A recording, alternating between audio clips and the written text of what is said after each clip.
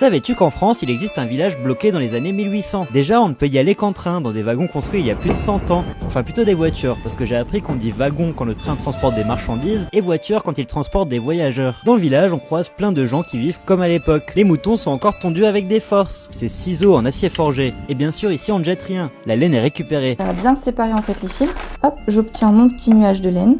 On utilise une plume de dindon, on enroule le fil et on le passe dans le trou qui est ici. Je me remets avec ma touffe de laine par-dessus et je vais pouvoir repartir. Et quand on a tricoté, on a des choses comme ça et ça va donner des travaux assez rêches par contre. Donc c'est de la laine qu'on va mettre que par-dessus les autres vêtements. Et est-ce que vous saviez qu'à l'époque, on mesurait la richesse d'une famille à la quantité d'excréments qu'elle avait devant chez elle? Ici dans les Landes, la terre est assez pauvre, alors on gardait surtout les moutons pour l'engrais naturel qu'ils produisent. Les bousses des bœufs étaient aussi très précieuses. Et abonne-toi parce que j'ai découvert plein d'autres métiers trop cool dans ce village, qui est en fait l'écomusée de Marquès dans les Landes. Je te fais voir ça cette semaine.